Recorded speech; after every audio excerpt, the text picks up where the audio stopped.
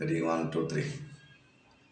আপনারা যেভাবে প্রতিহিংসার রাজনীতি শুরু করতেছেন, সেটা আওয়ামী লীগ হোক, বিএনপি হোক, জাতীয় পার্টি হোক বা জামায়াতে ইসলাম বা যে কোনো রাজনৈতিক দলই হোক না কেন, এটা দিস স্টপ ইমিডিয়েটলি।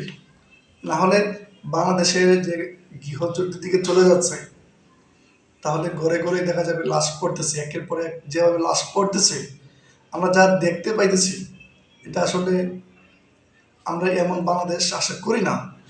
আমরা আশা করি সব দলেই মিলেমিশে থাকবে। এটা বর্তমান যারা জেন প্রজন্ম আছে তাদের মাধ্যমেই সম্ভব, কিন্তু তাদেরকেও সময় দিতে হবে এবং আমাদেরকেও ধৈর্যের সহিত যে সমস্যাগুলোর সম্মুখীন হচ্ছে সেগুলোর মোকাবেলা করতে হবে। এখন আমরা হুট করেই কিন্তু দেশের যে সিস্টেম হয়েছে সেটা পরিবর্তন করতে পারবো না। পরিবর্তন করার জন্য সময় প্রয়োজন। এই সময়টা সবাইকেই ধৈর্য ধরে সামনের দিকে এগিয়ে যেতে হবে, সবাই একসাথেই থাকতে হবে।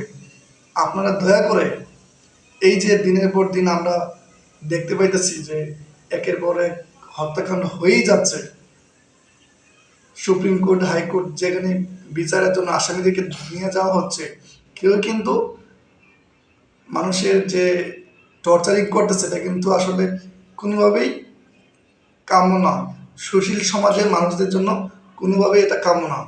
সো সবার কাছে অনুরোধ থাকবে আপনারা সেই বিষয়টুকু ভালো করে দেখে যেন সবাই সুন্দরভাবে চলতে পারে, সোনার বাংলাদেশ গড়তে পারে, সেটাই সবাই লক্ষ্য রাখবেন, সেভাবে চলবেন। ভালো থাকবেন সবাই।